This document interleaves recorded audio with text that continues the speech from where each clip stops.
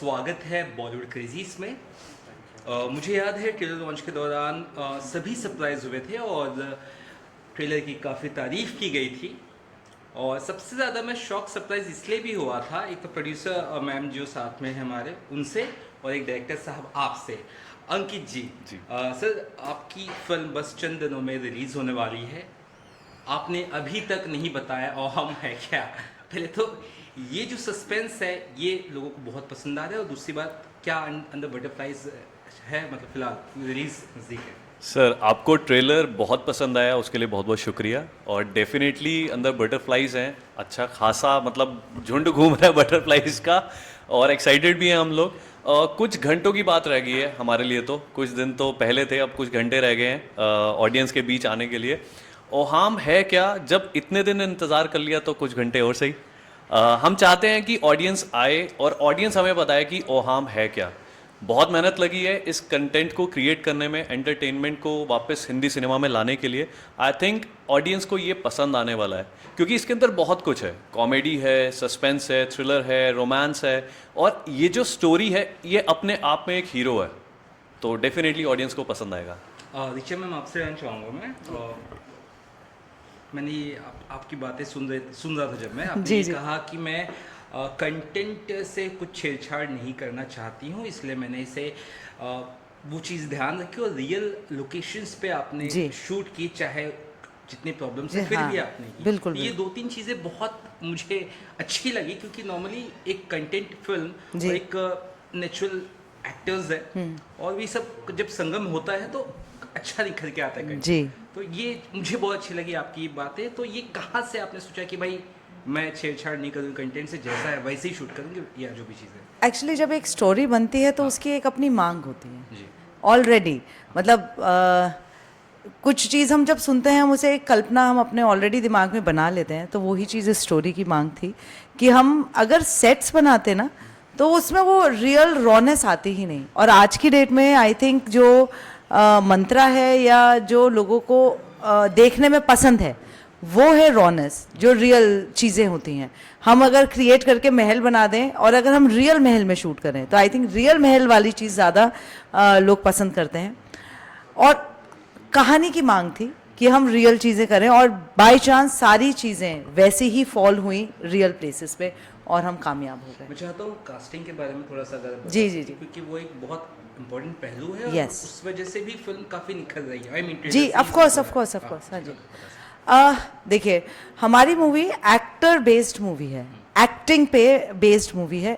Heroism yes ज़रूरी होता है, या ब्यूटी ज़रूरी होती है, लेकिन अगर ये दोनों चीज़ें बिना एक्टिंग के होती, हमारे जो एक्टर्स हैं वो थिएटर आर्टिस्ट हैं, उनके में एक्टिंग कूट कूट के भरी हुई है, मतलब बनाने की ज़रूरत नहीं है, and they are method artist. उनको हमारी मूवी में ना एक्चुअली क्या है कि एवरी डे की कहानी है, किसी एक आम आदमी की कहानी है, तो वो आम आदमी लगना चाहिए, उसकी एक्टिंग में वो बात होनी चाहिए कि अगर वो ऑफिस से घर आ रहा है तो एक नॉर्मल आदमी क्या बिहेव करता है, उसको एक्ट करने की ज़रूरत नहीं है, वो उसका इनबिल्ट है।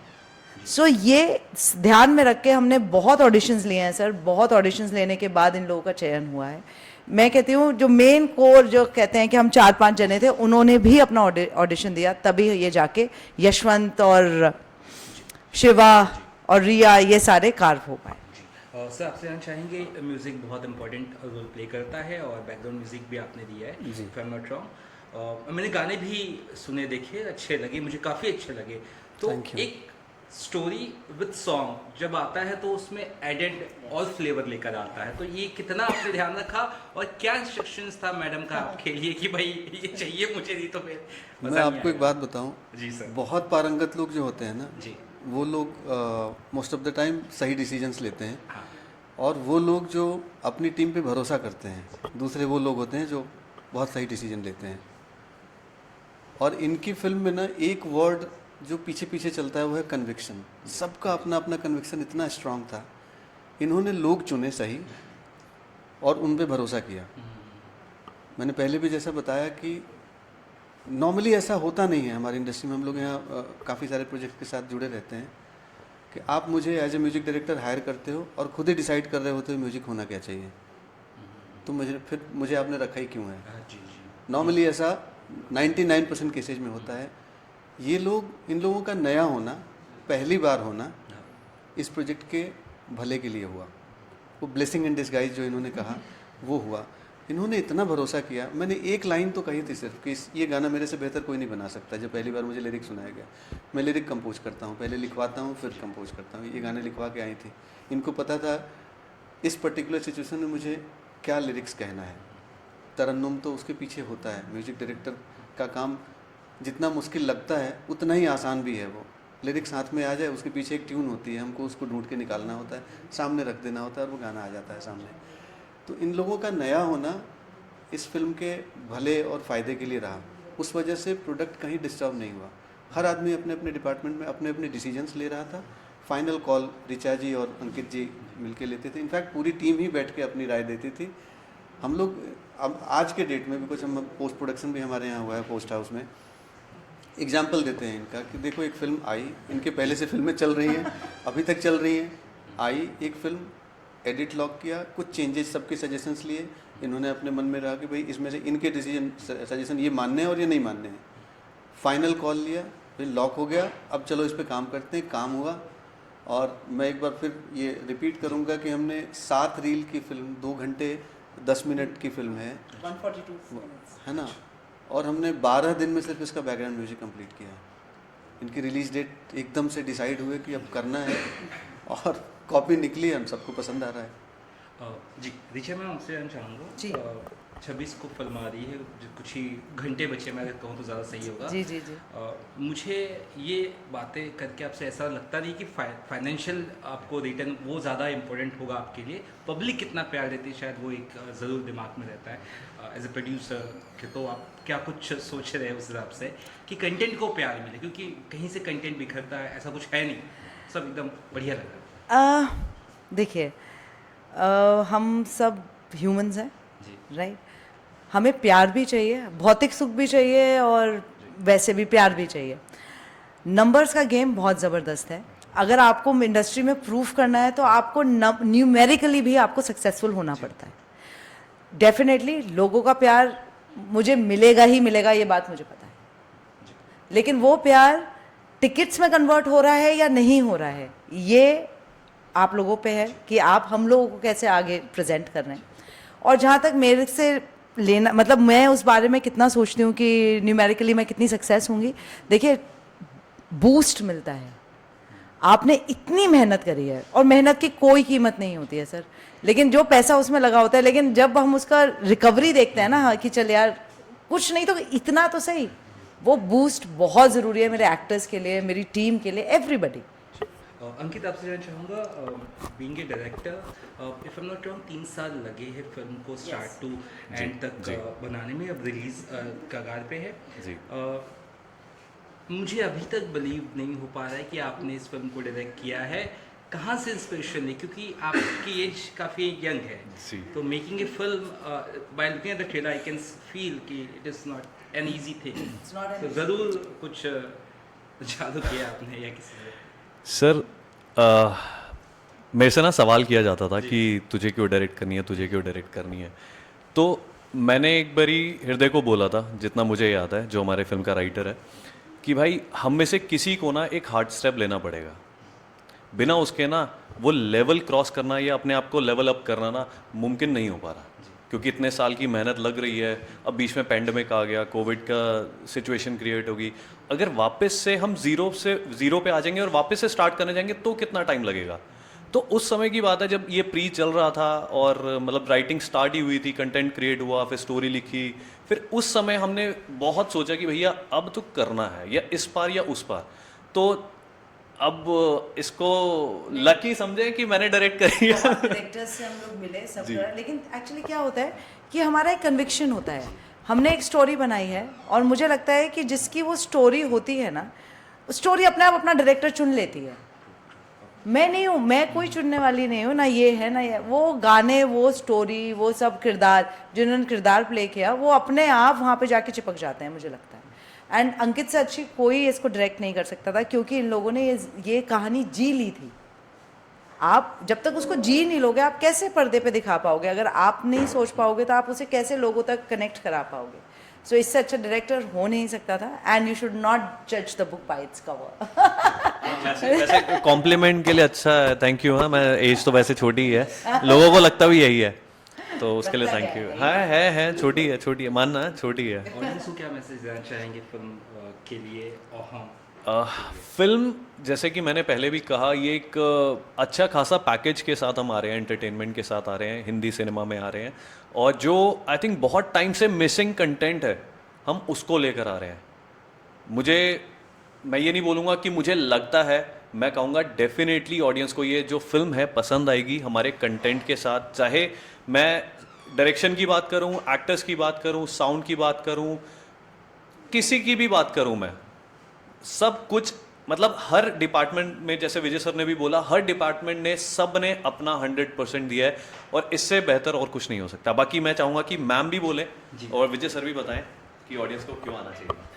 पहले विजय जी बताइए. जी सर.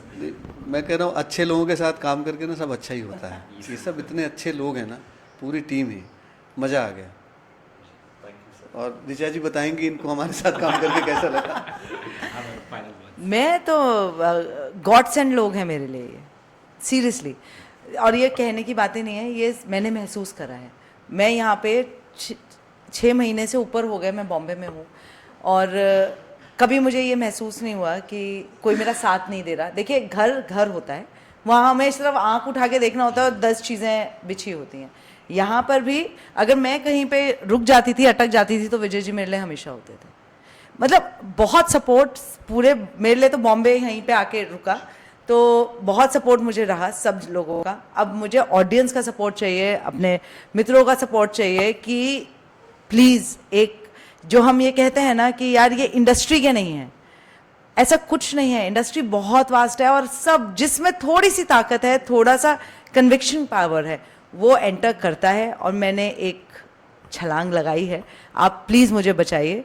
और ऑडियंस, मैं रिक्वेस्ट करती हूँ, आप लोग प्लीज़ 26 को एक इसमें सिनेमाज में जाइए एंड देखिए. और कुछ नहीं तो सिर्फ इसीलिए जाइए कि चलो यार, नए लोगों ने कुछ चीज़ बनाई है, देख कर आते हैं. वहाँ से फिर आप अपना वर्डिक्ट हमें दे दीजिए. Thank you so much. जी सर. और हम रिलीज़ होने वाली है कुछ ही दिनों में.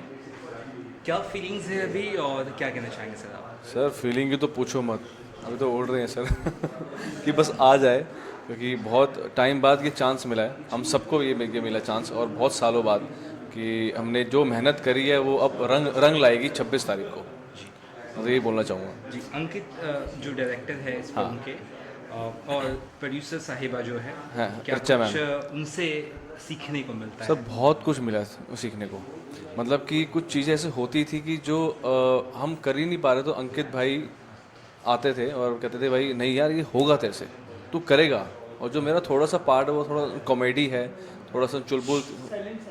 जो पांडे जी का जो चौबे जी है, समझ लो मैं वैसा ही हूँ, ये मेरे पांडे जी हैं इसमें. तो जो चीज़ें नहीं हो पाती थी वो अंकित भाई करते थे. कभी कभी डांट भी देते थे, तो रिचा मैम होती थी पीछे, कोई बात नहीं, तो गुस्सा मत हो, चलता है ये सब कुछ.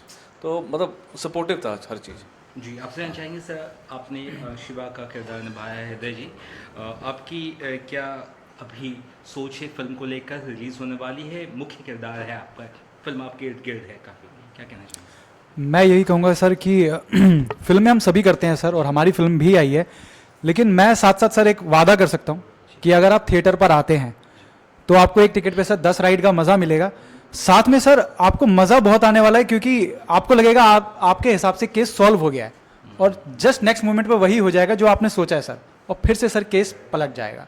तो कहीं ना कहीं सर मुझे लगता है कि ऐसी कहानियां हमेशा डिमांड में रहती है. अगर हम बात करें सस्पेंस थ्रिलर की सर, अभी पिछले कुछ सालों में काफ़ी फिल्में आई, लेकिन हम उंगलियों पर गिन सकते हैं जिनमें अंधाधुन और दृश्यम को आप भूल नहीं सकते सर. तो ऐसी सर कुछ हमारी भी कोशिश है सर, एक बहुत जेन्युइन कोशिश है सर, और बहुत ईमानदारी से हम सब ने काम किया है. सच कहूँ तो सर जी जान लगा दी है हमने इस फिल्म में. हम रोए हैं सेट पे, हंसे हैं, हमें चोट भी लगी है, आपस में झगड़े भी है, प्यार भी है, मोहब्बत भी है. हमने 4 सीज़न देख लिए सर फिल्म के दौरान, और आज देख के बहुत खुशी होती है कि सर फाइनली वो फिल्म आ गई है. और जिस शिद्दत से सर शुरू की थी, बस उसी शिद्दत के साथ सर लोग पहुंच जाए थिएटर पर, क्योंकि आपको सच में सर हम वादा कर सकते हैं कि आपको बहुत बहुत मज़ा आने वाला है. आपको सच में बहुत अच्छा लगने वाला है। रियल लोकेशंस पर शूट करना या बाकी सेट्स वगैरह पे शूट करना कितना फ़र्क लगता है? बिकॉज है ना, थोड़ा अलग होता है, और उस बारे में थोड़ा सा अलग। सर रियल लोकेशंस पे दिक्कत ये होती है कि आप जो रियल पीपल है उनको आप समझा नहीं सकते कि कैमरे की तरफ नहीं देखना सर, क्योंकि वो आपकी कमांड नहीं लेंगे सर, न चीज़ें आपके हिसाब से चलेगी। जैसे हमने अभी बात की थी, एक ट्रेन सीक्वेंस है हमारा, उसमें लाइव ट्रेन है, उस पर हमारा कोई जोर नहीं था, उसे सिर्फ 2 बार आना था और हमें वो 2 बार में ही पूरा सीन निपटाना था। जब आप फिल्म देखेंगे आप समझ जाएंगे कि क्या उसमें दिक्कतें थी, क्या वो पार्ट करता है जो सीन है फिल्म के अंदर। तो रियली सर दिक्कत होती है रियल लोगों के साथ, लेकिन अगर आपका काम बन जाए सर तो वो सर बहुत मज़ा देता है, क्योंकि एक नेचुरल चीज़ सर निकल कर आती है। आपकी कोशिश जो है ना सर बहुत ज़्यादा कामयाब हो जाती है, और शायद यही वजह है कि लोग हमारे ट्रेलर के साथ जुड़ रहे हैं सर। और रियल लोकेशंस है, चाहे वो रेलवे स्टेशन हो, चाहे वो पुलिस स्टेशन हो, चाहे वो घर हो, कुछ भी हो सर, हमने कोई ऐसा सेट नहीं लगाया था और असली लोगों के साथ हमने काम किया। और आपको फिल्म देखते हुए सर सच में बहुत मज़ा आने वाला है। फिल्म में काफ़ी कुछ आपकी ज़िंदगी से छूटता जाता है, तकलीफ बढ़ती जाती है आपकी, और परेशानियाँ बहुत ज़्यादा है ना आपको परेशान करती है। पुलिस इंस्पेक्टर का आप सहारा ले रहे, ट्रेलर से समझ में आता है, तो किरदार बड़ा कनेक्टिंग है आपका, तो वो मुझे बहुत अच्छा लगा। उस बारे में बताइए कैसे इस तरह का रोल आपने निभाया और बहुत कनेक्ट हो। छोटी सी बच्ची जो है वो भी काफ़ी प्यारी लगी। सबसे पहले तो थैंक यू सर कि आपको ट्रेलर याद है, हमारा काम पसंद आया। कहीं ना कहीं हमारी कोशिश एक सफल हो जाती है सर हम सबके काम करने के हिसाब से। दूसरा सर बिल्कुल मैं वही कह रहा हूँ सर कि हमारी जो फिल्म है ना सर वो रियल कैरेक्टर्स पर है। आप फिल्म देखेंगे आपको नहीं लगेगा कि एक्टिंग की जा रही है, कुछ मेहनत की जा रही है कुछ करने के लिए, कोई इमोशन के लिए। कोई भी कैरेक्टर हो आपको रियल लाइफ से लगेगा, इसीलिए आप लोगों को सर याद भी है। तो सर ऑब्वियसली सर ये इजी नहीं था सर ये पार्ट करना, क्योंकि आपको रियल लगना है तो आपको रियल करना पड़ेगा सर, ये जानते हुए कि ये नहीं हुआ है, लेकिन आपको वो कन्विक्शन वो करनी पड़ेगी। क्योंकि ऐसा होता है ना सर कि अगर मुझे किसी को रुलाना है तो मेरा रोना ज़रूरी नहीं है सर, लेकिन मुझे कुछ ऐसा करना है कि सामने वाला रो जाए। तो वही कोशिश सर हम सब ने की है, चाहे वो हमारे यशवंत गौर हो, हमारे वरुण सूरी जो हैं, दिव्या मलिक हो, हमारे राम नारायण चावला हो, कि ये भले ही खुद ना हंसे लेकिन सामने वाला हंस जाए। इनकी पर्सनैलिटी देख के सामने वाला समझ जाए यार कि किसी ने एंटर किया है जो बहुत ऑथोरेटिव है। और ये जब आती है सर स्क्रीन पर तो महसूस होता है कि हाँ यार आपको ना उससे प्यार हो जाएगा, आप ऐसी लड़की देखते आए हैं अपने आस पड़ोस में। और शिवा के साथ साथ आपको वो दर्द महसूस होता है कि यार इसको इसकी बीवी वापस मिल जाए। जी जी मैम आपसे ही जानना चाहूँगा, आपकी तारीफें हो रही।